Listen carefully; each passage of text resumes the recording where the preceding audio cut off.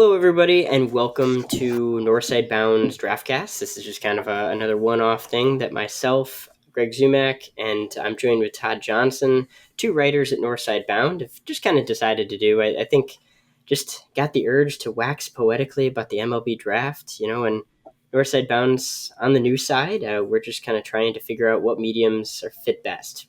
So we're Yep. dabbling here and there, and we'll find this one on YouTube and probably also in podcast form as well. But Todd, just good to talk MLB draft Yeah. again. It's fun. It's hard to believe it's less than 4 months away now. It'll be here quick. And with Division One getting into high gear in April here, it should be. It's already seen a lot of movement on a lot of boards. So got some new names to discuss that we haven't talked about before. Yeah, you're totally right. So very exciting, of course. Baseball's really been getting going. Even during the lockout, there was college baseball, February 18th. And if you want to go to the JUCO level, that was even happening beforehand. So a lot of things have happened in the last month. I released a preliminary uh, top 100 that's out on Northside Bound on the day that NCAA kind of started back up, and there's already been a ton of movement. I haven't updated that for release yet, but it's coming, and it's crazy because a few guys that you think like, oh, this guy's 1-1, this guy's my top guy, and now you talk to people, you ask scouts how people are, how guys are doing, and then all of a sudden it's like, well, I don't love him as much as I did, or I have some concerns, or other people are like, this is a stud. So it's really interesting to kind of think about that movement and the fact that it's still March, right? Like there's a Yeah. ton of things that are going to happen, leading Yeah. into the draft. But it's fun Well, to touch base and just kind of see where things are sitting now. what's been interesting to me is the amount of um, prep player movement because of injuries to the college pitchers. So we're seeing a lot of prep guys just shoot up the boards, and we're seeing a few college guys here and there. But for the most part, college pitching is the bottom of the four categories this year. So, you got. Yeah, and so I'll be honest, I was really hoping that a few of the names would kind of really stand out. And when I've asked around, yeah, there's a few guys that I think people are fairly high on, but Yeah. all within a certain context. And I still think Bryce Hubbard is a guy, left-hand pitcher out of Florida State that has the potential to go somewhat high. And I don't know if that's necessarily a universal viewpoint, but he dominated on the Cape. He's optimally very impressive from a metric standpoint. The velocity's not really there. It's still like more 89, 92. And that's okay, but it's not something that you're going to take really high in a draft. But he's got really good control. He's dominating the ACC. They're getting into conference play now, so I suppose he's dominating for Florida State. But outside of him, I don't know. One of our local guys, Cooper Jerpy, is doing really well too. Also, Yeah. not a big velocity guy, but shows four pitches and is really impressive. There's a pretty, if you want like a college left-hander that you feel like somewhat good about, this is a fairly good year, but it's not the like standout. It's not the standout. So, that's kind of a real big challenge with everything too. And I think the elephant in the room is not even just the injuries, but also some people's like favorite left-hander in this entire class from the college ranks, Carson Wisenhunt, Yeah. is suspended for the year, which is kind of a real unfortunate point. He was like, nobody knew why, and then all of a sudden, the coach comes out. Yep, he tested positive for a banned substance, and that was it. Which was odd because that was like not quite a month, but it took a while before they actually came clean on where he was. So, little funny things going on there. So, Yeah, I was texting with a few people, and they were all concerned that that might be the situation. But you never want to say anything, and I don't. It's all yeah, hearsay at that point. And then when it comes out, it's like, I'm not going to make too big of a deal of it. These things happen. I think every team's going to have to evaluate this on like an individual level. Carson still showcased some pretty impressive stuff. That changeup was wicked. It was kind of a Jordan Wicks level talent, and So maybe a team views that in a class that just doesn't have college pitching, that you could either go somebody with maybe who you don't feel is premier stuff, or someone who's already injured, like Landon Sims, or you could go with Carson Wisenhunt, who maybe just had a bad situation that happened to him, right? Like I'm not going to here to assign blame, but maybe that just happened, and that was a mistake, and these things do happen. These are kids, pretty much, right? And so whether intentional or not intentional, and so I think there might be three buckets, or we may see a team, we may see a couple guys who just rise through the ranks. Maybe they're from the mid-major group. Luis Ramirez out of Long Beach State is just dominating on like Friday nights for them with this heavy, high velocity sinker, and a so maybe it's not these SEC, ACC, Pac-12 dominant pitchers that we're going to see. Maybe it's these mid majors that go high. I don't know, but yeah, college pitching disappointing. It's a fun group usually, and it's not as fun. Not as fun. I'll say that. Yeah, I've really have focused most of my attention the past 2 months on the number 7 pick, and then guys that are moving up and down towards that number 7. I really just this past week have started getting into beyond the top 20 or top 30 and getting into the 40, 50, and 60 range.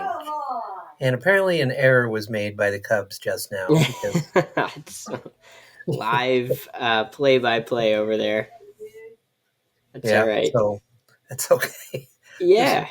So this class is fun, right? Because Yeah. the Cubs haven't picked at 7, or haven't picked in the top 10 since 2015. So this is kind of the first year where you can look at things and say, oh, like we could actually end up with one of the top talents, should end up with one of the top talents in the class. So Todd, like, I know we'll get to some questions here, but like, who are some of your names? Because I know you had an article out on the site, northsidebound.com, Mhm. and you had kind of identified a few guys that you were really watching very closely. So who are Yeah. kind of on your list that you really want to zero in on?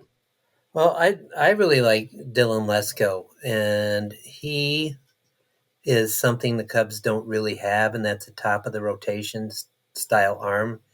It's a huge risk in that he's a prep pitcher, but I don't really see the Cubs being.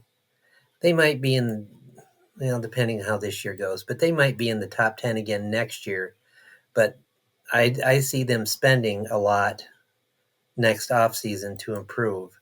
But I don't know when you're going to get that chance to get the best pitcher in the draft because of all the bats that are in front of him. Even if we look at your mock draft 2.0, it's bats 1 through 3, and then you have Lesko going as the first pitcher in the draft. But there's only one pitcher in the top. Let me take a look here. Let's see. You have one pitcher in the top 14. Well, you got 15 as the second pitcher. Yeah, Also a prep pitcher. So that's yeah, from. that's right. How do you I say that will guy's say, name?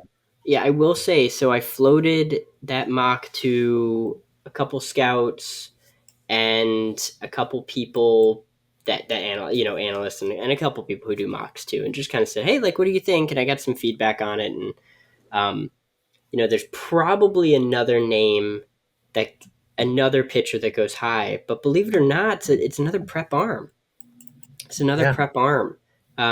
It's a guy that I actually entered the preseason with pretty high on, and then I had some people say like, "Oh, I don't really love the fastball," and then I've kind of talked to a couple people who write, stuff, and and even like a scout who said like, "I don't really care. It's actually really good stuff," and that's yeah. Brandon Barrera, who's a Oh left-handed yeah, pitcher down in Florida.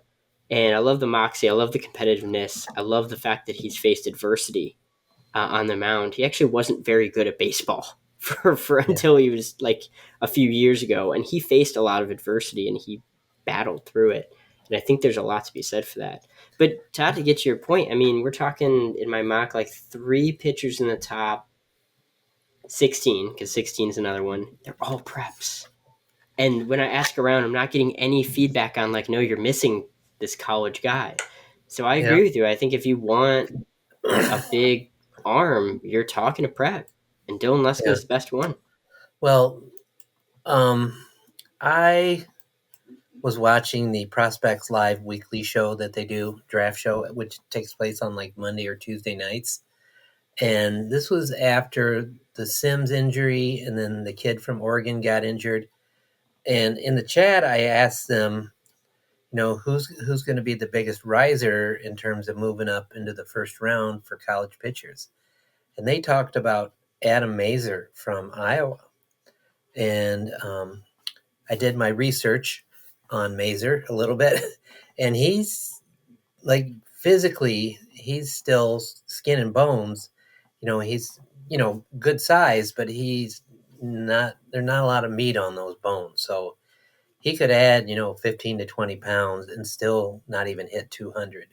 So, um, and he's already thrown in the mid 90s. So he's the kind of he has that projectability you like to see, but he also has some command issues the past couple of years. But this year at Iowa, he's just been lights out, and I think he's jumped over 200 points or 200 spots in Prospect Live's top 400.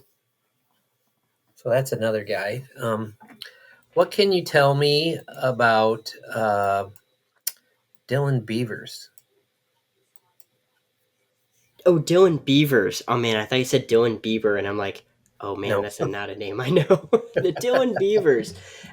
So I do like Dylan Beavers a lot. Actually, I'm supposed to Yeah. see him. He's coming up to play University of Oregon. So he's a Cal outfielder, an outfielder out of California, and he is supposed to come up to play against Oregon out down in Eugene. So we've already got tickets, and I hope to see Dylan Beavers for at least a couple of those days. But Beavers is funny because he's a guy that actually has pretty good contact rates, pretty good chase rate. So he's not like whiffing on the ball, and he's also not swinging out of the zone, which are kind of the two factors that all go into K's strikeouts. And yet, here's the crazy thing: his K percentage is actually still a little bit higher than what you want. Hmm.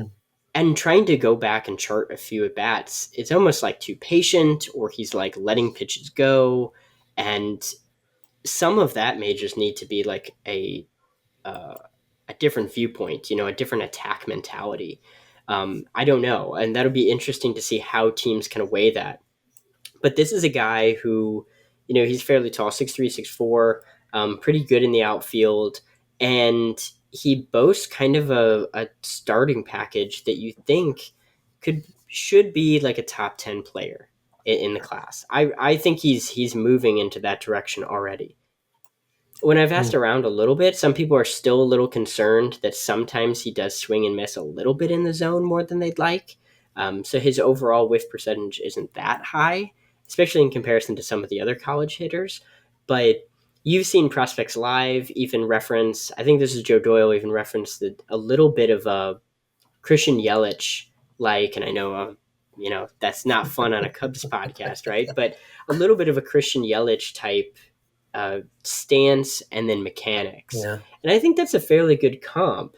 Before Christian Yelich like lost his mind offensively, and we can decide however that happened.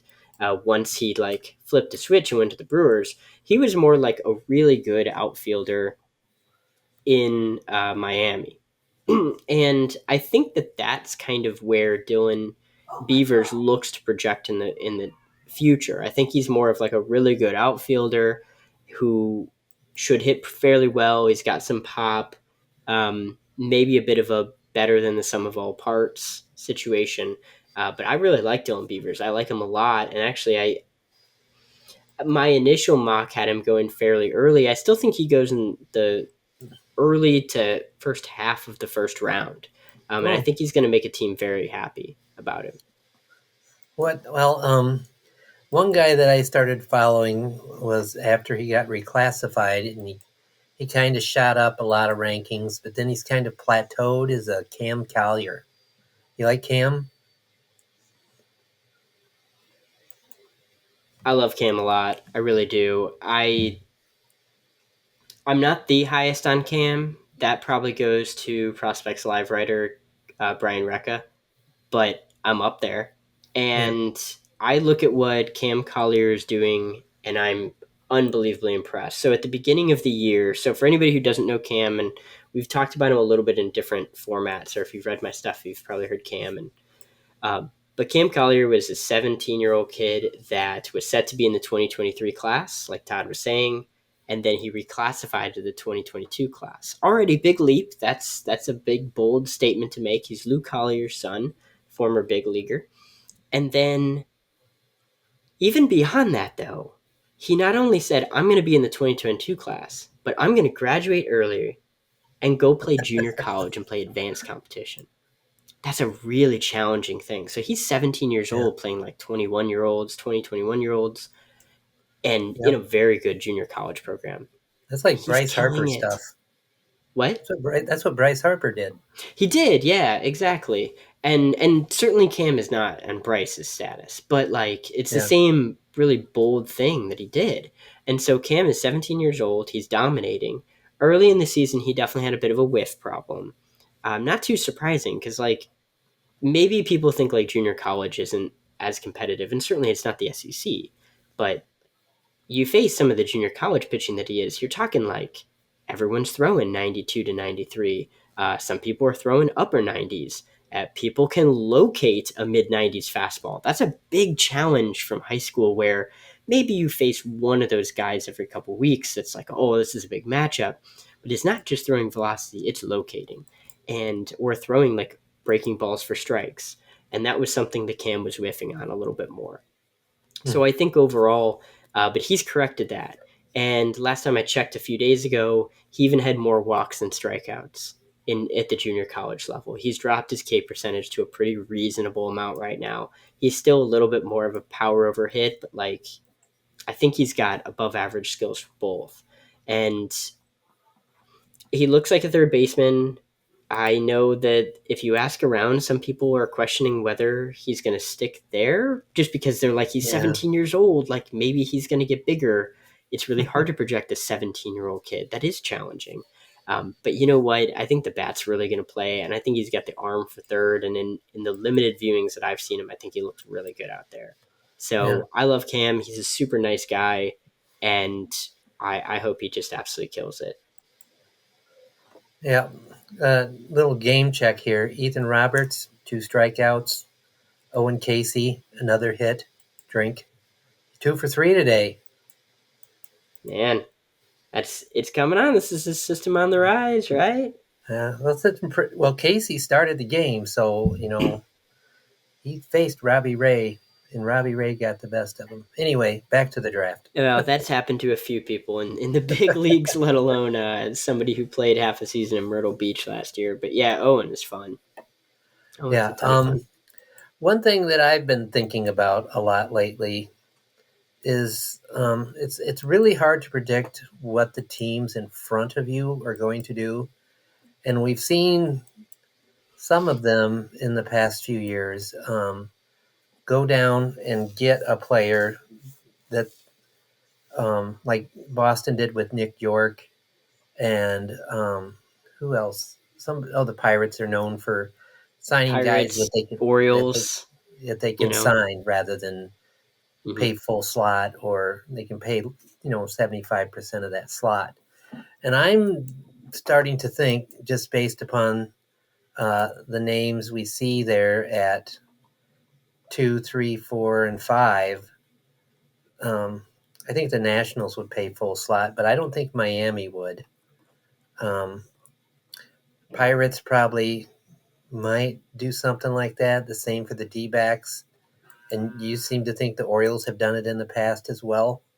They have, yeah. Yeah, I mean that could really change the entire structure of the draft.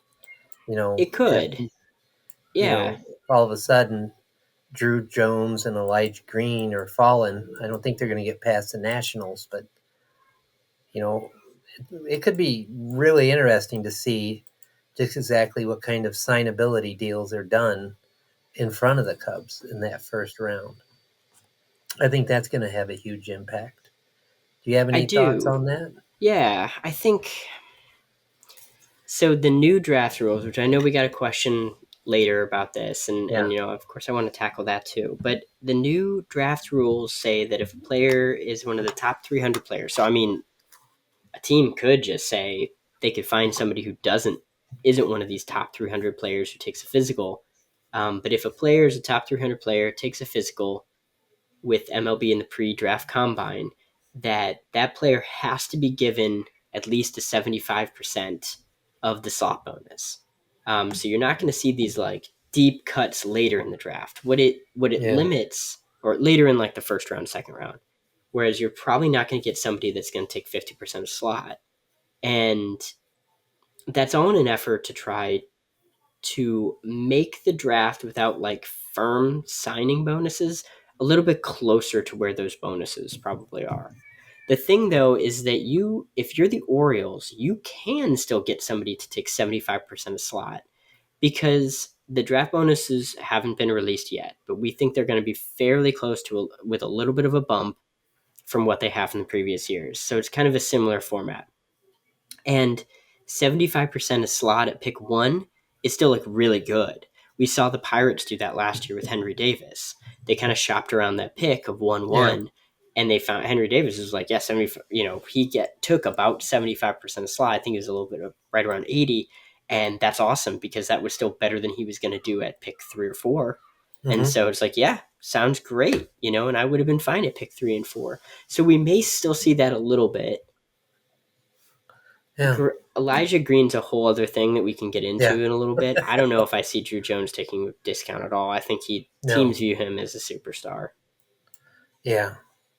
And I don't know if the Orioles can afford to pass on him, to be I honest don't with you. think so right now. He's You just too know, good. if they Like, were like, 50 and 110 last year, then yeah, they could afford to pass on him. But um, they're not that far away from a lot of their top prospects, and Rodriguez and Rushman being in the big leagues. So, you know, they may want somebody that might be a little bit quicker to the show than, say, wait 3-4 years for Drew Jones. But if he's the number one pick, he might not take that long yeah, either. it's So, true. And, I think he needs to smooth out a little bit of his hitting mechanics, but he's just like so naturally good at what he yeah. does. I still think that there's some guys that make sense at number one. One of them is Brooksley. I think that if Hmm. you were the Orioles, and let's say you, for whatever reason, were like, we just don't view Drew Jones as highly as somebody else. I don't know, but let's say you didn't. I think you can make a pretty good case that Brooksley, shortstop out of Cal Poly, who's going to be very quick, has plus defensive chops, who likely is a third baseman, and he has great hit contact rates. He's a switch hitter. He barrels the ball. He has high exit velocities. He kind of does everything you could possibly want, and he's probably going to be fairly quick to the majors. If you're a team that just says we got to have a college bat, I don't think you could go wrong with Brooks Lee there. Even though I think you are passing up somebody who teams do view as a potential superstar. Yeah, Hmm. in Drew Jones. Yeah, I don't think He's there's. good. I mean, you have him, Tamar Johnson, Elijah Green, all 1, 2, 3 um, high school bats, and then you have some other ones. You have some college bats. You have Kevin Parada's moving up. Hmm. Gavin Cross is moving up.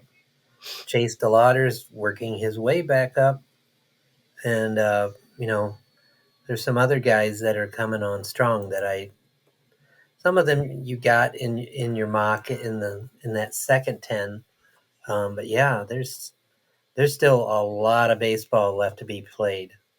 So I'm I'm ready to see just exactly who's going to rise up in April and move up into that first half of the first round. So, Yeah, and totally. And the other thing that's really interesting too is that right now we kind of view like, all right, NCAA is going, JUCO's going, and the southern states have been going for yeah, high school baseball for a bit.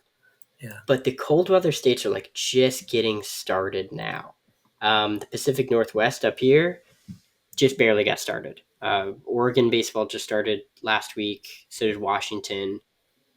We see Michigan is an area that's kind of just getting going, and that's Brock Porter. He's a an arm that wasn't quite at Dylan Lesko's level, but like hmm some teams viewed him like right there, and he's just going to be getting going. We've got Cole Young, who's a shortstop in Pennsylvania, and in the past few years, teams have definitely found that these like northeastern players are somebody that they like rise late, yeah, because they're finally getting going. The pitchers are finally, worked up on their arms and getting the velocity going, and so all of a sudden it's like, oh, we see, this guy and this guy rising up the boards, and so I think we're going to see that start like April and May when things really get cooking, that you're going to see a lot of those names rise too.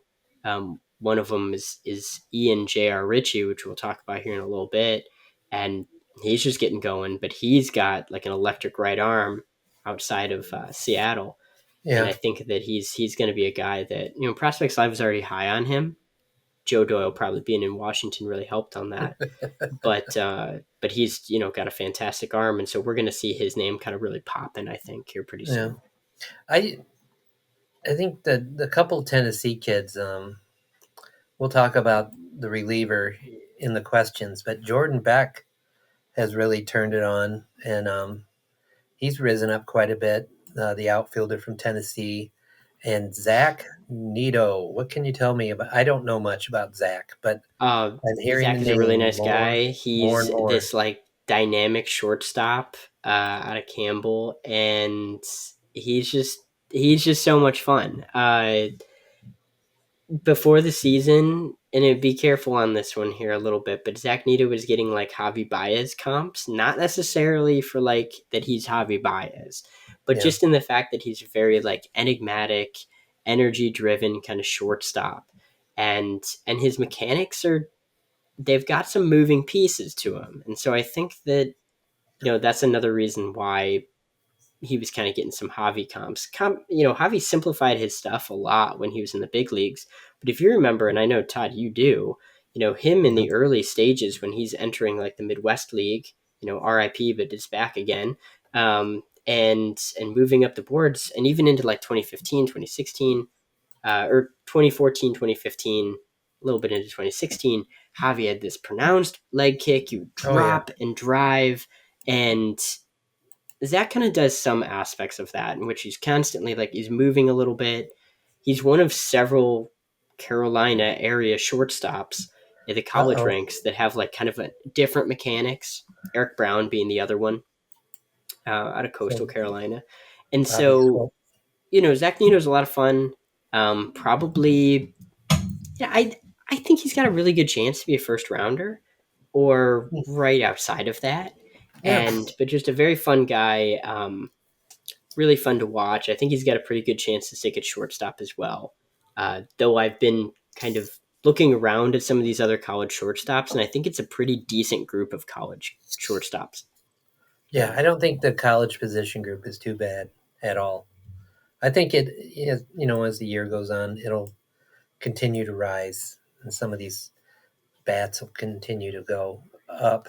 I don't know if they'll get top 10, but because that top 10 really hasn't changed that much except for Matt Holliday's kid. Is it Jackson Holliday? Jackson, yeah, Yeah, he's pretty slick. I liked, Jackson's super slick. yeah, Yeah, that he's really bat. good. That bat's not afraid to use the whole field, from what I've seen. So, It's not. Um, what's the so size as on him? Is he a what's big the kid? size? He's, well, I think he's a little bit on the shorter end of that. I have to look at. Hold on, let me pull up my chart He's information here. 6'1", 180. There it is. 6'1", 180. Is that what you said? Yeah, that's what Okay. Pipeline has him as. Okay, well, yeah, I trust that. Yeah, okay, that's what I have too. And then he'll be about 18 and a half years old at the time of the draft, so that's also good Hmm. too. He's not too old or anything. So Jackson Holliday's awesome. And his younger brother Ethan's a 2025 kid, and he's actually really good too. But we'll wait on Ethan for a When few it years. rains, it pours. Yeah, exactly. So Jackson's awesome, and this is my like MLB mock draft and preview, I suppose. But he is one of the names that I think makes a lot of sense for the Cubs. Hmm. And asking around, not necessarily saying I'm asking the Cubs, but just like asking around to people who have seen him, they feel very impressed with Jackson Holliday. Yeah. One of the things that was interesting is entering the year, he was on a list of people that I kind of just like threw out to different individuals who've seen these players and just said like, hey, do you have like a quick one liner on things to kind of consider? And one of the things that I got back on Jackson was swing and miss. And Huh. so, I had him a little bit on the back burner. I didn't get enough data or viewings to actually chart him for the preseason. But he was kind of sitting. He was definitely in the top 100, probably closer to like 50 or 60. Hmm. But it's because I didn't have a lot of data on him. And then I heard a lot of people like Prospects Live was really big on him. Kylie McDaniel has talked about him being really high on Jackson Holliday. And so I went back and actually charted all of his pitches that are publicly available via Perfect Game. And so after charting it, he had the highest contact rate out of any single player that I've charted this summer. That doesn't mean has it. I'm not like going through every single player, but of the ones that I've looked at, he has the highest contact rate. He had a higher contact rate than Tamar Johnson, who is Hmm. universally like viewed as this almost generational hitter, and I still think he is. I think Tamar is a better player. That's not a big bold statement or anything. But Jackson Holliday had over a 90% contact rate. And to put that into perspective, like Triantos, who we're talking about, like Fangraphs called him a freak for his contact rate, was at 94%. Will Taylor was at 92%. Like that was it over 90 last year. Micah Romero is a guy in this class out of down in like Orange County area. And he's a shortstop, and people like say his hit tool is amazing, and it is. It's 89%. We don't need to get into the small details between 89 and 90%. That's kind of meaningless. But just saying like it's upper tier contact, and then now he's showing like improved athleticism, improved bat speed, higher exit velocities. He's driving the ball all over the place, and it's just like, oh man, this checks a ton of boxes, like a ton of boxes for the Cubs. So I know shortstops, and they just took a really good one last year, and you got a ton of them. You can't have too many, I suppose. And at some No. point, maybe you can. But No, you can't. dang, I'm on the Jackson Holiday train, and when I ask around to people, they're just like, he's awesome, uh, and they just think he's incredible. I think he's a top 10 guy, and I think in this class he could make a ton of sense at 7.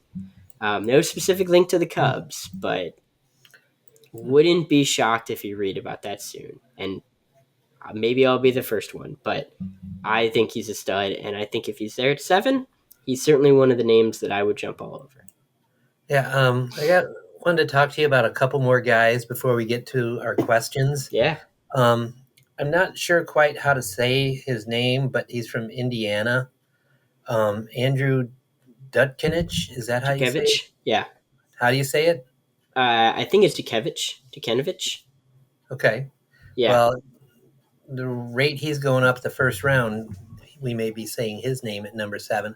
I've only watched a little bit of video on him, and he looks like he can tunnel 3 pitches from the same arm slot. It's got some giddy up in the zone. Um, what are your thoughts on the prepster out of Indiana? Yeah. I can't remember if he's going to make my final mock or not. I don't know if he will. I've heard some. Well, I don't want to get into too much signability, especially this early out. I would say there's a pretty good chance, like he may just be a guy that's got some specific spots he wants to go to, and that may factor into draft stuff later. I'll just say that. But He's really good. When I threw out him as like a mid first rounder, I didn't get a lot of pushback on that. And so I think that from a talent perspective, because that's all that matters right now in the mocks and like kind of linking clubs to a few players maybe every once in a while, but it's March, like so we don't need to worry about that too much. But I kind of slot him right around where San Diego would take him, and I didn't get a lot of pushback from that. I think that's a talent perspective on how people view him. He's really electric. He's got a very quick arm too, and it's mid-ish 90s from what I've seen. Oh, Um, he's a cold weather arm, so I think he's going to be somebody that we consistently are seeing like move up yeah. boards, like you were talking about. And it's like fastball, slider, curve. It really wouldn't surprise me to see him throw at some point like a changeup. We'll probably see that a little bit closer to when the draft comes. Uh, but people really like him, and they think he's going to be. They think he's going to be, like this is what they look like. Is kind of the term that gets thrown around a lot, and I think that kind of really applies to Dutkinich. Uh, Oh, I hope we don't have to say his name at 7, just because I don't want to mispronounce it on a draft cast. But like, well, obviously, I'd be fine with the pick from a talent level. if he's as good as other people say, I think we're going to hear his name a lot. So we probably won't mispronounce it by then. Um, I want somebody very experienced to say it, and then I'll just copy what they do. yeah, one of the things the Cubs did last year, especially on day 3 of the draft, was they took several players from the draft league. They took Mm-hmm. Chase Watkins. They took Arian Rodriguez, who I'm really looking forward to seeing this summer in Mesa. And they also took Christian Olivo. Do you think that's going to be something the Cubs really focus on this summer for day 3? Is some of these guys that they might reach for in the draft league and maybe throw a few extra dollars at to get them to come? Yeah, so I think that's possible. I do wonder. Okay, so this is totally I actually can't speak to this, but like the draft league last year was in North Carolina, where I know the Cubs brought a significant contingent out to, and that is also Billy Swoop's area. So, I wonder how much factor that made into it Yeah. this year. I think it's down in San Diego. Oh, Apologies if I'm wrong on that. Um, but yeah, I think the Cubs had an ability to have these players out there where they can do some extra kind of testing with them and get some data points. One yeah. of the guys I was actually really surprised they didn't take was Garrett Horn, who's now really having a very impressive freshman season for Liberty. But I I mocked him think, as like the overslot guy in like the 10-round mock that I did last year to the Cubs. yeah. And I was really kind of hoping for it. But he was another MLB draft, combine draft league guy that was able to do that. And so apologies, I was more talking draft combine and not draft league, which is different. But we were able to kind of get data points on some of these guys, and for the high Mhm. school players, that can be really difficult to do. So it's really valuable to add the data points in there to the draft model that whatever all these teams have. So it wouldn't surprise me. Part of it too is just these were really good scouting plays. Mhm. Like Greg Girard, this isn't anything like proprietary or like off the record. Obviously, I wouldn't say it. But Greg Girard was a scout with not a major league team, but down in Georgia, and he was following Arian Rodriguez. He was posting about him on Twitter before he was with the Cubs. Like this guy's been following Rodriguez for years. We've seen other kind of plays like that. Dan Kantrowitz was on in the interview with me last year, and he was talking about they had followed Chase Watkins for years. They're following him all over the country, Mhm. and as he kind of bounced around, and so like some of these guys are just really great scouting plays. But I do agree that I think that factors in there as far as how they evaluate him. Wouldn't shock me. I know we're going to Yeah. get to this question here in a little bit, and I'm interested in your thoughts, but one strategy that I could see the Cubs play into that 11 to 20 round is the draft and follow. Yeah, And I'm curious to hear your thoughts on like whether you think the Cubs are going to employ that strategy. yeah. We'll talk about that here in the questions. Hmm. Um, and let me just make sure we've got everything covered before we see. We talked about Billy Swope. Talked about the draft league. I think we're ready to go to the question section. Are you ready? Yeah, let's rock and roll. Okay. Andrew Rain asks us with the new labor agreement, does that challenge affect the draft at all? And if so, does it favor the players? Hmm. Well, I think the Kumar Rockers of the world are going to be pleased by that they have to have so much or they become a free agent, which I still think he should have been a free agent last year, but I think that has a big effect. But as for what you were talking about with the draft and the follow, that really, I have mixed feelings on it. I like the fact that you can draft a player and then sign them before the next draft, and you can just follow him the next year. But if he goes out and has a big year at junior college, and then you want to sign him, and he's like, "No, I'm going to go to college." The JUCO guys have a better tool for it. But if you take a junior and do a draft and follow at a 4-year school, you pretty much wipe out all of their leverage when it comes to the draft and what they can sign for. So So I is think it has to be a JUCO guy, though, I right? think it does, but Yeah, I but saw that. I'm that concerns me a little bit. But you know, there's also that if you don't sign and you go to a 4-year school, are you seen as betting on yourself, or are you seen as in a negative light by other teams because you just would not sign with the Cubs, but then you go and tear it up, and everybody forgets about it 4 months later. Yeah, right. I mean, you could just dominate it like Louisville or something, and then Yeah, I mean, we're not going to see this, but like Cam Collier is technically a guy that could make sense as a draft and follow. He doesn't, but I just mean like in a yeah, timeline wise, yeah, where let's say he's not getting the money, you could draft and follow him the next year. He stays at JUCO or something, redraft him. I don't know. It's interesting. I don't think that would happen, by the way, but yeah. it's as far as Andrew's first question, do I think that it's more player beneficial? I do think that there are actually some changes that are more beneficial. For one, the slot values have increased. And simply put, that is better, right? Like when you've got Yeah. guys that are just capped at a certain amount, it's not the top of the draft. Like no one is necessarily like worried that Jack Leiter didn't get 8.5 million versus 8 million. Like I think he deserved 10 million, right? Like if there's no cap on it, then go back to pre 2011 rules. But that's not the big concern there. It's not those players where you're talking about those differences. It's the guys in rounds 11 through 20 that are capped Hmm. at 125 or Yeah. anything over that counts against the bonus pool, where teams are kind of saying, yeah, I think we're just going to cap you at 125, or they're offering even less.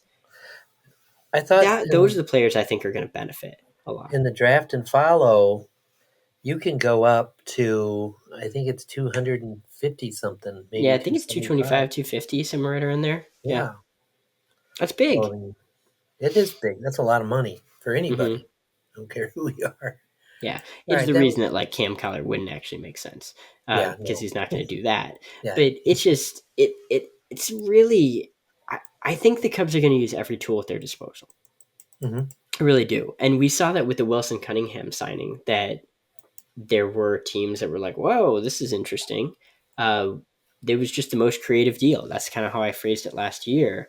And he's out there now. So he's attending University of Chicago. He's a left-hander. He's a 20th round pick of the Cubs last year. He's not playing for University of Chicago. He No. is working out on his own. He's training to be a minor league starting pitcher prospect. and he's attending University of Chicago and kind of like a mathematics major. He's a brilliant kid.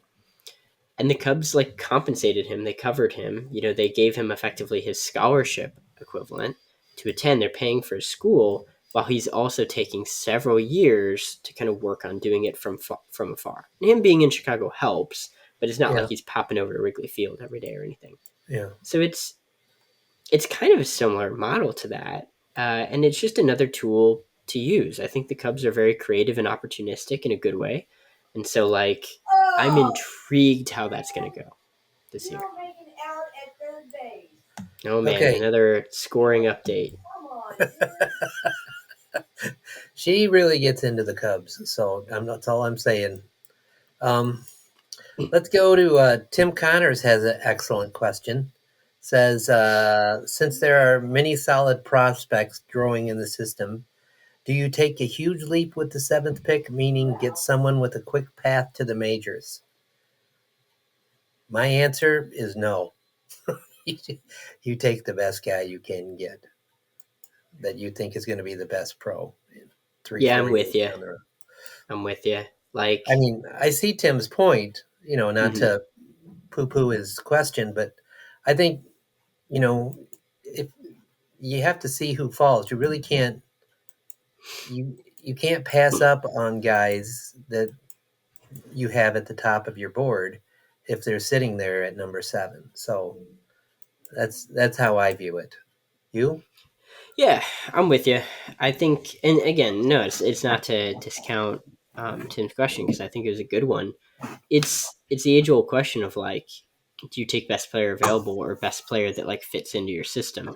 And I mean, it's got to be a little bit of a mix of both, but it's why I shudder when I see mock drafts. Not this isn't commenting on Tim's question, but I shudder to see mock drafts when they're just like, oh, this team could use a pitcher, so we're gonna mock him the best pitcher. Well, yeah, okay, but like, Everybody can use if that player's not the best on their board, then it doesn't make any sense. If that player isn't one that like is typically drafted by that team, then it may not make sense. Yeah, So it's a good question though.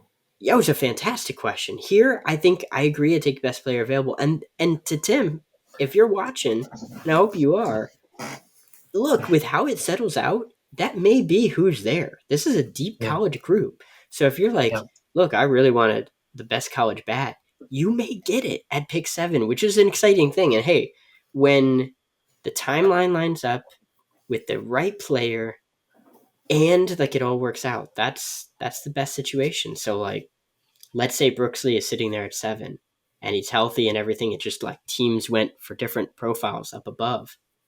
I don't know how you could turn that down. I'd be all over that. And that's a quick bat. So, Tim, thank you for the question because I think it's a great one. I guess we'll see how it shakes out. I lean best player available, but that best player may be a college hitter at the time. Yep. He may get what he wants. It just depends on who's there. That's right. All right. Good question, Tim. Thank you. Next question we have from a Bleacher Nation. Haven't heard of them. These unknown accounts, man. I know. I just haven't heard of them. Must be some new startup. That's right. It says, when the Cubs pick later in the first round, I imagine there is often overlap in who they think might be there for them in the first and also still there in the second. Assume this year there's no chance of overlap, even on the most hidden of gems. That's an interesting way to look at it. I think the Cubs picked too high for this scenario. It's 7. I think if they pick, in the last third and between 21 and 30, that they might have a lot of overlap. But this year, the talent at the top is just really miles ahead of even the second half of the first round, I think. So, whoever's available in the top half would not make it past, 13, 14, 15. So no, I don't. Yeah, I agree. So thanks, Bleacher Nation. You we'll be watching the work that you put out here. No, but thanks, Brett. I think 7 is too high. I don't think that there's a realistic overlap in this draft, like with the way things are laid out. And again, it's ours, right? So crazy things could happen. A bunch of players could pull out of the draft. We did see that last year. And so all of a sudden you start tacking on depth and you see more teams kind of reach for things. But where the overlap starts to really happen is like Todd, like totally agree with you, where you're picking later, Yeah. or when we start seeing guys get these really big sub slots, under slot deals. Well, that kind Yeah. of is going away because of what we talked about earlier. So I don't think we're going to see as much of like the Frank Mazzucato type picks for the Royals where they got like 50% of slot. It's not realistically going to happen. So we're not going to see some of these guys fall as much. I don't think that there's going to be as much overlap. There will be a bit of a, you know, eye of the beholder, a Mm-hmm. beauty is in the eye of the beholder kind of view of some of these teams. And that may factor into like where guys slot in. But I'd be pretty surprised looking at things now if we found the name at 7 was somebody that people were like, oh, we could have got him at 40 something. I'd Mm-hmm. be really surprised with where it is right now if that's where we sit in July. Yeah. Yeah. Last year's a good example of that almost happening, though, right? Yeah. Because picking at 21 is, I'm not saying James Toronto's was the pick because I actually don't feel confident that that's actually the case. But like he was at least a name that they clearly liked Mm-hmm. and got a first round pick value money, similar to how Nick York did, like pretty similar. And so like that's a kind of thing where you look at the guy that they drafted at 21, Jordan Wicks, and the guy that they drafted at 56, James Torontos, and you're like, oh, those are both first rounders. Um, Maybe the Cubs end up at 7 and 43 and feel very similar to that, but I don't think the talent level at 7 is going to be equal to the guy at 43. Though that Yeah. would be awesome. So yeah, Well, I mean, you're still picking players that you can see doing better. Like Jordan Wicks, to me, um, they picked him more for his makeup than they did for his changeup. Because I mean, I saw him in for a few weeks there in Wisconsin and Iowa at the end of the year, and saw him pitch a couple times. But he's out there working hard, very serious when he's working and getting ready to pitch, and he might be one of the most pragmatic pitchers I've ever seen, and in that he's willing to pretty much try anything and see if it works. And if it works, great. I'm going to put that in my pocket and keep it for when I need it. And if it doesn't, then the heck with it. I'll just move on, and it's not going to cause him to lose any kind of sleep. So I think this year, I think the Cubs really nailed that pick, and we're going to find out why here in the next few months. But yeah, sometimes people think talent is everything, and sometimes Jordan Wicks is a talented pitcher, but he's also has qualities that are going to make him even better over the next few years. And a lot of that is how hard he works and his attitude. All right. Our next question comes from Archie Texture. Archie asks, Judd Fabien has significantly cut down his K rate down to 18.6%. He says, I don't see him at 7. Do you think he is a possibility at 43? Your thoughts? Archie, I love the question, man. Thank you. Oh man, Judd Fabien. I'm a Judd Fabien truther, and I got bit by that so bad last year. I had him 1-1 for like way too long. Judd Fabien is awesome. So for anybody who doesn't quite remember here, outfielder out of Florida. He was young for the class already because he enrolled at Florida as a 17-year-old and always showed premier athleticism, really good defensively. Some people have viewed him as a plus defensive center fielder, plus power. So kind of a guy that you're thinking, pops 30 home runs with plus defense in center field. It's a fun profile. The K is just racked up though, and he had spurts where he made some adjustments and it just didn't stick long term. And so all season he ran total was about a 29.6% K rate, and it just wasn't going to fly. No. He got picked by Boston, and apparently, and I'm not the one reporting this, obviously, but I think Jim Cowles threw this out on Twitter. Apologies if it's not Jim, but I'm pretty sure it is.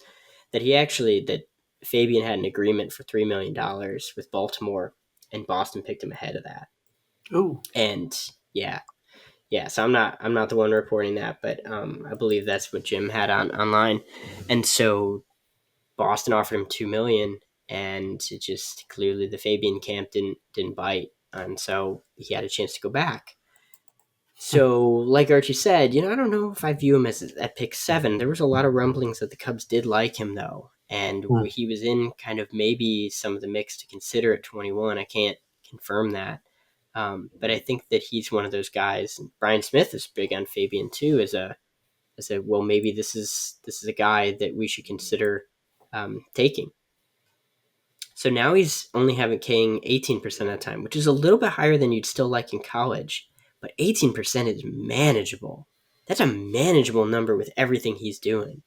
And if you're saying he could be a 250 hitter with 35 home runs and plus defensive center fielder, that's a 3-4 win guy every season. Yeah. So I'd love to say he's there at 43. I think you'd have to pay up to get him. I have him mocked in the Yeah. first round. I have him mocked to Cincinnati. Another spoiler alert for the mock. When I've thrown that out to people, people generally like that comp. No specific link, but he makes a lot of sense as a team that's willing. It's an organization that's been willing to deal with whiffs in the spirit of getting power. So, yeah, I love Fabien still. I'm ready to get hurt again. Mason McRae and I were joking about that on Twitter. Draft guru Mason McRae. But Yeah. yeah, I could see Fabien going the first. Todd, what do you think about that though? I don't think he's going to be around at 43. I just don't. I don't. I think if he continues, I mean, to shove out and rake the next 2 months as he's done the first half, then his stock value will go from the 40s to the teens fairly quickly. And depending upon how Florida does in the College World Series, um, I think that could also help improve his stock if he shows up in the clutch. I mean, there's a lot of baseball left to be Yeah, played this year, and that's one thing we've talked about all year on our site has been, these are just preliminary rankings, and we are really just dipping our toes in the water at this point and seeing what's out there, and it's the Cubs are not going to get a bad player. That's all I'm saying. And I don't think Fabian's will be good enough to get all the way to 7, but I could see him in the top 20 easily. yeah, I think that makes a lot of sense. Archie, thanks for the question. Let's keep Yep. watching it as Fabien gets into conference play now, Yeah, down that's in the going to certainly SEC. But work. I think certainly things are looking better. You know who I love in the Southeast Conference Yeah. is Cade Doughty from LSU. Oh yeah. I mean, we don't have a question on Cade, but I'm just throwing that out there that he's kind of the forgotten man behind Barry and Dylan Cruz, future Cub pick. Dylan And Cruz. Trey Morgan too. One of the Oh best yeah, defensive first basemen I've ever seen. And I know we watched Rizzo, but like Trey Morgan is he's insane out there. yeah. He's All so right. good. But Next we have yeah. Bleak Cubby Blues. Tim Hugh Hmm. asked us about Tennessee reliever Ben Joyce in which round and question marked, and then he answered his own question. But Tim, thank you. Ben Joyce is one of the hottest names going right now.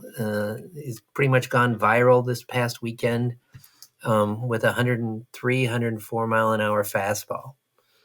We've seen Kantrovitz um, pull the string and take Burl Caraway in the second, but that was in a 5-round draft. Where do you think Mr. Joyce is going to fall, Greg? So I mean, Tim mentioned this. I did scan this one before we got on here because I saw he had replied to it, and he says third round. I think that's fair. Like third or fourth round, talent wise, is about where. But I will throw out a caveat to that. There was an era in the MLB draft where it was really in vogue to take these college relievers early, Yeah, like first round. It was like Andrew sure. Kashner, Josh Fields. It was all in the same draft, 2008, if I remember correctly. And it Yeah, was just really common to take them 2008, 2009. And then people moved away from that because that's just not really the valuation of where things are. I don't think he's a first rounder, of course. It wouldn't completely shock me though to see a team in contention take a Ben Joyce at like maybe in the end of the second round. Because if they don't think he's going to last through the third, and just say, let's just take him. The White Sox make sense. They've done that before. Yeah, They did it with Garrett Crochet early, and he's now basically just a reliever, and they took him in the first yeah, round. which is sad. Yeah. So I'll say total, like, spitballing, I think he's more of a third round guy, but let's say he goes to the White Sox in the second. I don't know. You know Just who throwing it I out could there. see taking him Mm, is somebody that has multiple picks in comp rounds between the first and second, second yeah. and third. Especially between the second and third, because if they're in contention, here's a freebie. Mm-hmm. Let's go get ourselves some guy that can throw 100, um, and we're not really wasting a pick. It's Right. just a bonus pick. So That's a good point. yeah, Really knowing good how point. things work, he'd go to the Cardinals probably with one of their 23 comp round picks, competitive balance picks. Hey, at least those are going away. Yeah. All right. Next, we have this is my favorite question of the day. From some old guy 10, that's his Twitter handle, says, given the Cubs draft position and money associated with it, I'm assuming the Cubs will have a nice overslot prospect signing or two this year. Can you name 2 or 3 intriguing candidates that may be under the radar that you like? Yeah, do you want me to take the first stab at this one? Yeah, have at it. Oh, all right. Well, I'm going to try to decide how under the radar we're going to go here because some of the names are starting to really pop a little bit. Yeah. One of them that would not surprise me to see linked to the Cubs is Jackson Humphries. Jackson Humphries is a left-hand pitcher out of North Carolina. He's committed to Campbell, and he has come out firing bullets to the point that I think he's kind of on the cusp of a first round. But it's a really, really good high school lefty class. And so I think that he's going to end up getting pushed down a little bit just Mm-hmm. because names like Ferris, Barrera, Noah Schultz out of Illinois, who's incredible, by the way, and was topping 96 Oh, yesterday as a 6'9" lefty with a sweepy slider. Yeah, sitting 94, 96, according to his start yesterday in Illinois. We're going to be hearing a ton about Noah Schultz. But oh, you're Jackson stealing my Humphries. thunder here. Oh my gosh, I'm sorry. Well, then No, I'll let you no, no. jump in there. Go ahead. You know more than I do. So Well, I don't know about that, but yeah, but Jackson Humphries, to get it back to our North Carolina guy, is top in low mid 90s. Banger curveball is how it's been described. He'll throw a slider, he'll throw a changeup. It's really impressive stuff. yeah. And if you're the Cubs and you want to get like a decent sized value at 7, not a big sub slot, but still have some money to play with, and go over slot at 43 to land another guy who's first round quality. If that player is Jackson Humphries, I'd be all about that. He's not the only player I'd do that with, but he's definitely would be awesome. And maybe the Cubs go Jackson Holliday, Jackson Humphries, JH. I don't know. I'm just thinking You about never this know. now. We're an Never hour into know. this draft cast. Things are getting fun. But that could be great. Another guy this is more of a deeper cut, and that's Justin Vassos. Justin Vassos is another kind of contact oriented hitter down in the Houston area. And I went back and I charted his pitches, and let me pull it up here so I don't get the numbers completely wrong. Um, yeah, about 88% contact rate. What I've been trying to find is the exit velocities, but I've heard that he's got some pretty good bat speed to it. And so I think if you want a deeper cut, Justin Vassos is kind of a high school shortstop in the Houston area. I think we're going to be hearing more about him. He's probably not going to be getting like a James Triantos level overslot, but I think Hmm. if he gets popped by a team early in the draft, I think it wouldn't really surprise me. So I'll throw out those two names. So one a little bit less of a deep cut, but somebody in the second round, and then another player, a little bit lower. Well, I really like a kid who lives about an hour and 15 minutes from me over in Oswego, maybe a little bit more, is Noah Schultz. 6'9", 220-pound, committed to Vanderbilt. Um, right now, he's a little bit more polished than, say, Brian Hudson was coming out of high school. Has a little bit more command. But like Hudson, he's also a really good athlete. And I think he could be somebody that if he asks first round money, he's going to get first round money. Um, and the other guy that I really like for an overslot deal is Austin Henry. And the main reason for that is Austin just underwent Tommy John surgery. But he looks to be one of the top, prep pitchers. So I think he might be somebody that you might be able to get later, not necessarily in the second round, but maybe 4, 5, 6, probably 6, 7, 8, probably be better because I'm sure the Cubs are going to try and get some college guys and then some underslot deals, seniors and stuff on day 2. So I could see those two guys being intriguing candidates that might be a little bit under the radar. Although Schultz is not exactly under the radar at 6'9". So all Kind of right, hard for him to be. Like, I yeah, don't even think he'd be under the radar if he walked into like a uh, no, Olympic basketball team. They yeah, would just line him up at power forward. Um, yeah, he's just so much fun. I totally agree. I look if you can nab Noah Schultz somehow in the second round, barring any health issues, I think you just have an absolute steal. yeah, I think he's going to be mocked at 16 to the Padres for me, but you know what? It's we'll see. The big thing is him keeping that velocity, right? Like yeah, topping it once because of adrenaline, because you've got every scout in the world out there is one thing, but holding it for the rest of the year, I think is going to be a big thing too. And I don't think he needs to hold 94, 96, but yeah. um, the kid's Not a, 6'9". He's going to put on a ton of muscle. If you yeah, told me he had like an Andrew Miller type career, I wouldn't really be shocked about that. Though I yeah. think he's got some chops to be a starter. He's very athletic, like you said. All right. Well, we got to finish up here. We've Yeah. got 3 things that I want to talk about that I haven't talked to you about. One is the big question mark of the draft is what the heck is going to happen with Kumar Rocker? And it's rumored that he's going to be going and pitching independent league, but yet we have not heard him sign with anybody. What are your thoughts? Are you hearing anything on Kumar? I can't. I'm not hearing anything specific, and I've kind of stopped asking about Kumar because when I just was getting every different answer under the sun because people were like, "This is what I've heard," but wouldn't put too much stock in it. Yeah, So I haven't heard too much. I think we're getting to a point where fairly soon we should hear something, or he's not pitching an independent ball. I think that's kind of it. I doubt he's going to go to the MLB Draft League and pitch. I'd be pretty no, surprised about that. yeah, Independent ball makes sense. The Atlantic League makes sense because that way people can get TrackMan data on him. That's going to be a big thing for him too.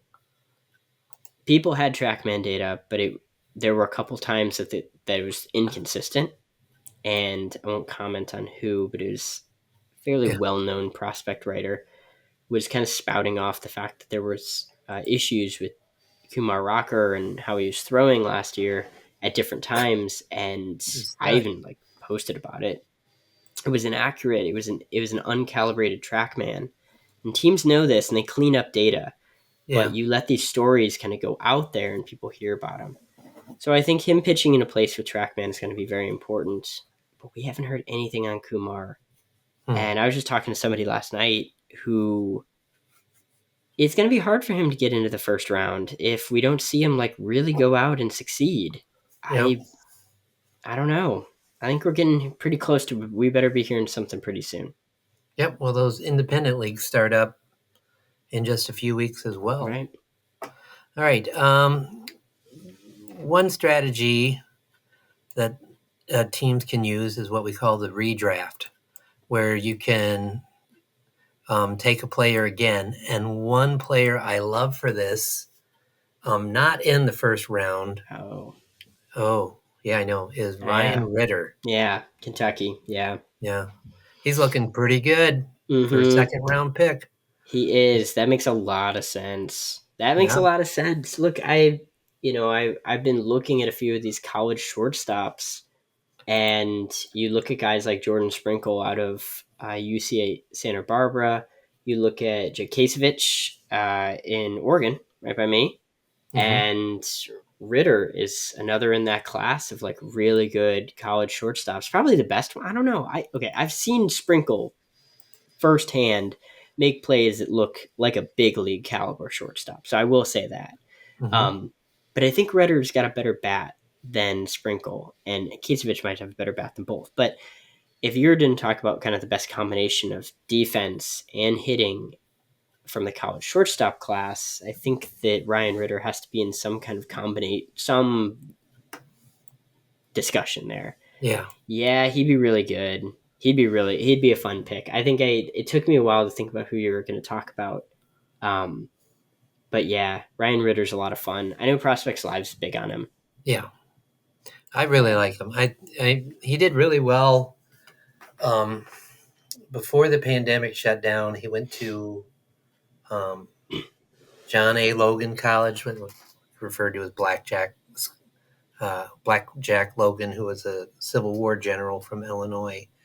That's who that school's named after, because history teacher here. But Oh gosh, yeah. he seems to have a consistency about him that I really like. Um, he's I don't technically think flashy is the word for him. He's just a guy that goes out there every day and gets the job done at the plate in the field, and I kind of like that. So Yeah. I don't think he's ever going to, hit for a ton of power. Um, but great arm, great fielder. Um, might fall in the third, depending upon what some high school kids do, but he's Yeah. good size, 6'2", 190. Cubs took him in the 33rd round in 2019. So Yeah, one thing I'm just checking some of the data that I had sent to me on Ritter before the season from a scout, and I mean, I'd say the only thing is that he's still. It's going to be the chase. I think that's the yeah, big thing. Is just how, and I don't have the updated information for 2022.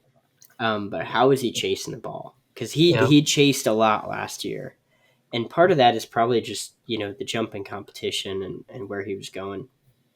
But that's going to be a big thing for him. He's hitting very well this year, so it wouldn't surprise me to see him kind of fix some of those issues. And you're right. I mean, when we're talking about like a second round guy, if you told me that they landed, one of the top 10 talents, which they should 7, and then Ritter at 43, I think that's a pretty good job well done. 1 yeah. 2. That might be a little high for him, but it be depending on how he does the next couple months. Yeah, Do you see it all yourself depends on if doing? you think he can last to 70. He might. He might. You never He know. might. Yeah. One last question: are you going to do the Prospect Live mock draft uh, on YouTube again? I don't know. I mean, they have to ask us. So Yeah, I only got brought in because Brian Smith asked me if I wanted to do the second round, and I was like, yeah, it sounds great. It sounds like a blast.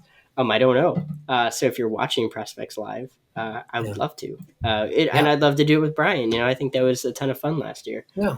It was If he's a fun interested, one. but I had an absolute blast on that, and don't expect like another like crazy James Toronto situation where It was we talked unreal. about him at 56 and they took him at 56. Yeah. But you never know. Maybe another one. Maybe another one. What did you think when? I mean, you weren't surprised that they took him, but you were surprised that they took him, weren't you? I was surprised it actually happened. Yeah. I Okay. wasn't surprised that. So I mean, this is all out now, but they had a crazy high internal grade on Toronto's, and we don't need to make this the James Toronto's podcast or anything or episode, but I mean, they had him rated higher than Khalil Watson. I heard that from not Cubs people. Yeah. And so they clearly thought the world of James Toronto's. Billy Swoop hung out at James Madison High School like all spring. I'm sure he did other things too, but he was all about it. He knew that that player is like a franchise caliber guy, Well, and so yeah, when it all happened and they actually said the name, I think I kind of lost it. And we were on our little draft thing with you, me, Jimmy, and Greg, just watching stuff. Ironically, the future Northside Bound, and yeah, I don't know. I would like to say I handled that with calm dignity and grace, but that did not happen. So yeah, that was just like so mind blowing. it Anyway, was.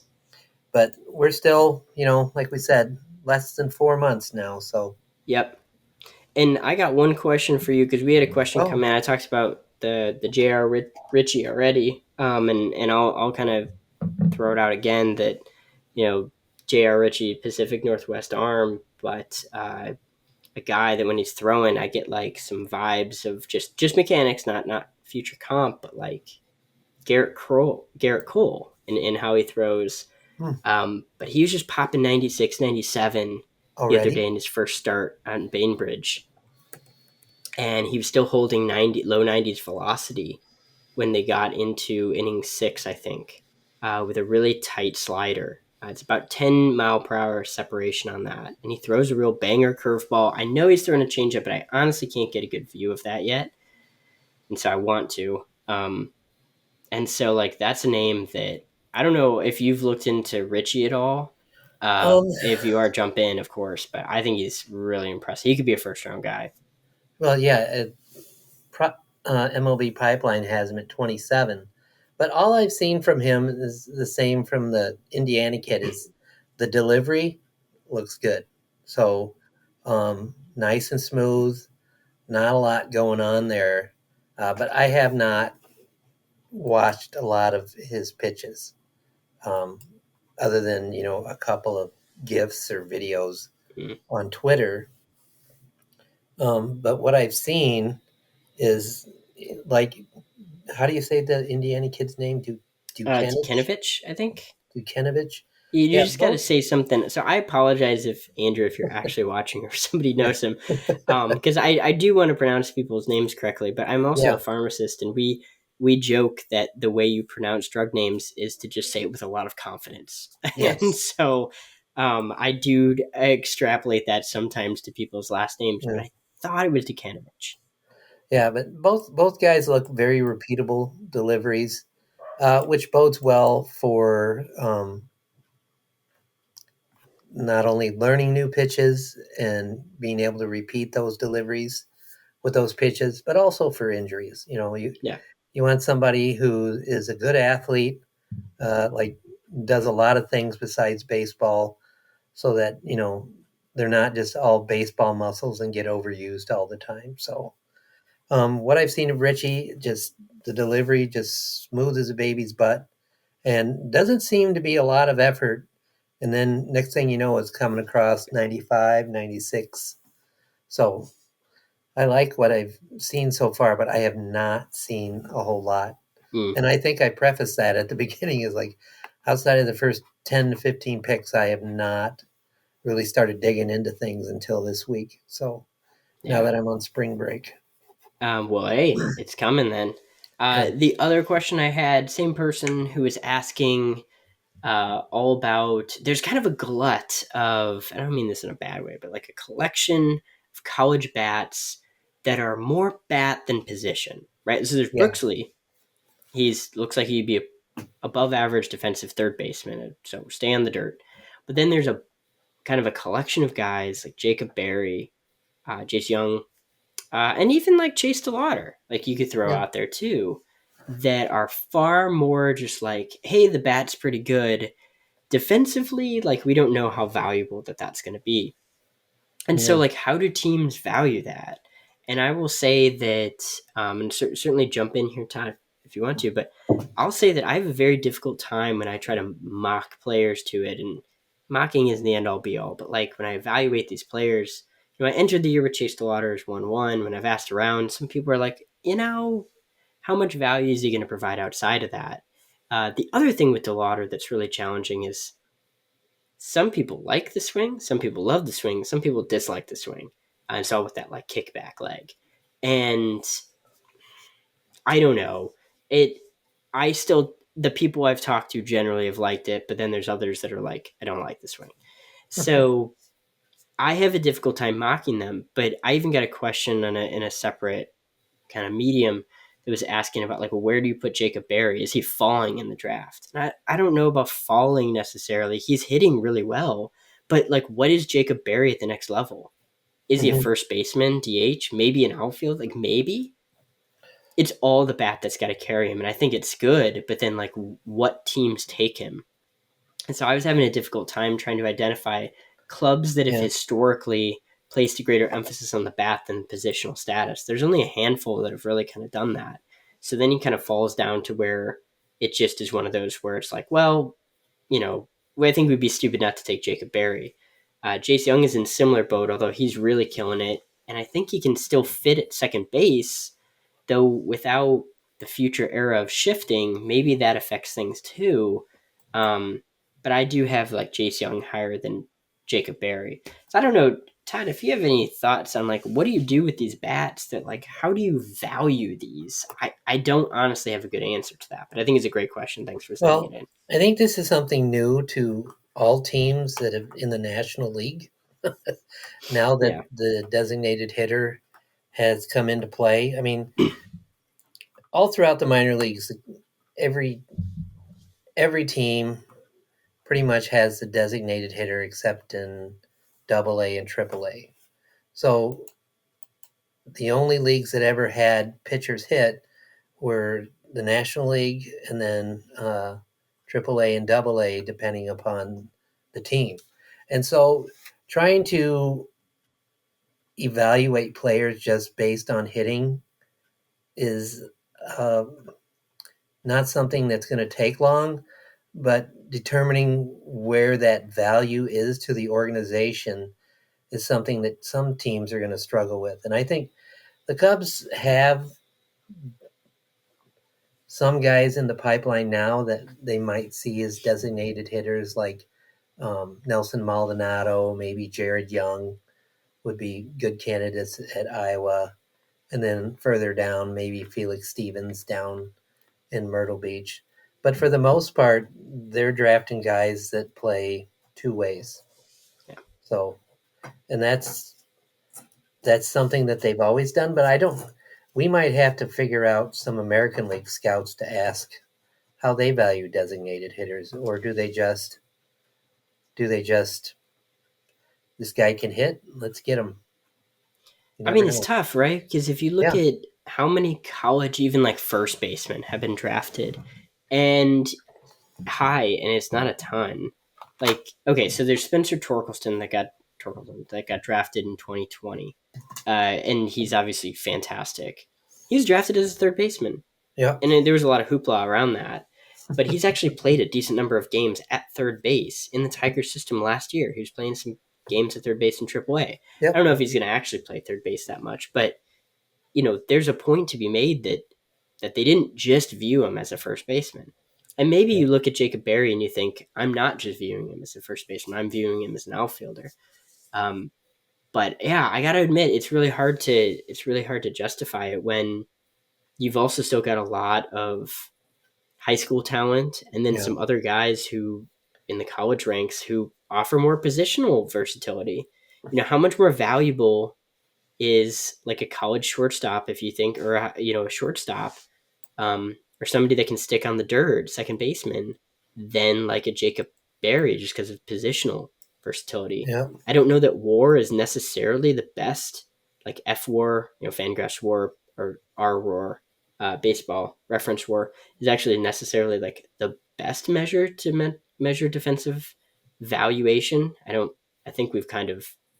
I think that's a general consensus that it's really not. Um, but like I don't know how you necessarily value these guys.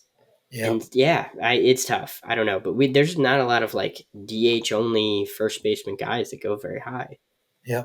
It's not something that we're used to seeing. So Yeah, we're going to have to learn along with the Cubs. we will. Well, I don't know about you, Todd. I think this is a fantastic way to spend an hour and a half. We'll see Yep. how the viewers feel, and Yeah. even if it's just us, that's okay. I Um, I learned a lot, so it's a I'm just blast for now. me too. Yep. So thanks everybody for kind of tuning in. We'll be trying different things, and Yep. maybe we'll jump on and do this in podcast form Yeah. Twitter with Spaces. prospect form and with Greg and Jimmy as well, and Yep. but really kind of just giving this a go, and hopefully you guys like it. Feel free to give us some feedback on what you do like, don't like. We're going to experiment with a few different things, see if we can get some other video in there, Yep. some kind of charts and graphs as we go along. But thanks very much for joining us, Todd. It's a blast to have you on here, and Thank you. yeah, let's go I had a lot Cubs. of fun. Yeah, me Learned a too. lot along the way. That's right. All Well, righty. everyone, have a fantastic rest of your day, and go Cubs. Go Cubs. Go Cubs.